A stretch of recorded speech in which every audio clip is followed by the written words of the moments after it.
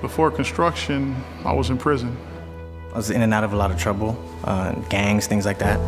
Grew up over here, raised a lot of hell, a lot of havoc over here as a kid.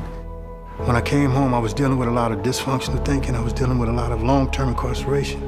And I really didn't understand some of the dynamics of me coming home. I thought that once I was released, then everything would be good, but it wasn't. I was diagnosed with depression and schizophrenia. So I had a really hard time talking to people and going out into public. While I was in prison, there was a young man that I wanted to be like, and he was an IBEW electrician.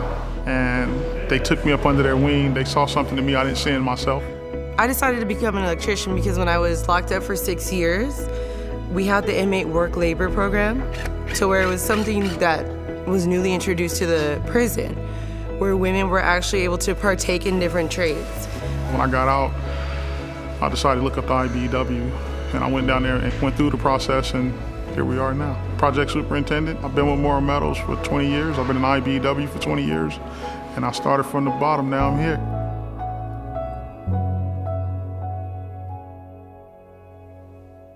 Kenny Smith and Skip Townsend founded Second Call in 2006 to get peace between the Crips and the Bloods. John Harriel joined them a few years later and worked to expand the program to help women and men move into careers in the trades. Second Call is a violence reduction agency that started off just reducing violence in the South LA area.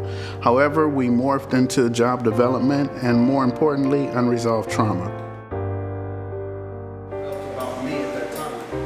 Second Call is a great segue into the union. Life skills is what they're teaching. They actually teach these guys how to feel good about themselves.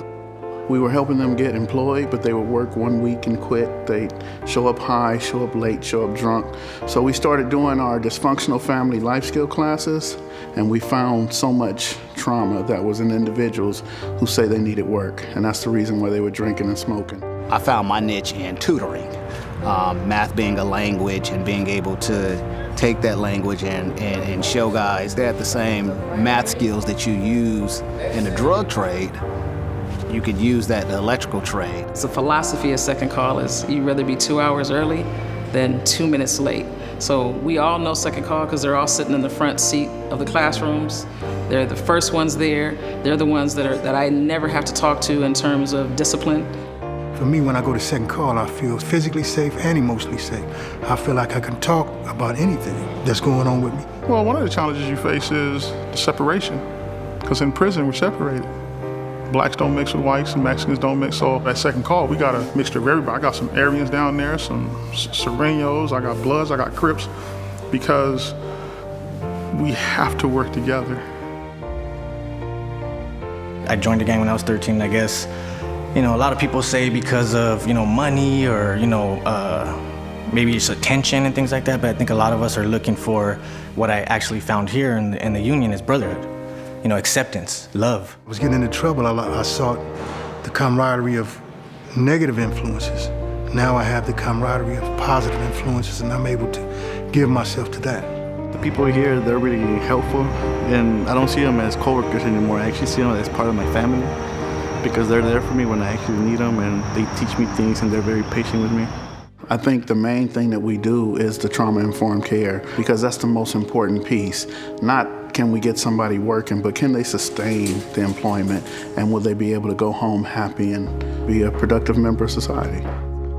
Turner Construction was the general contractor on building a medical building for Kaiser Permanente in Baldwin Hills, a predominantly African-American and Latino community in Los Angeles.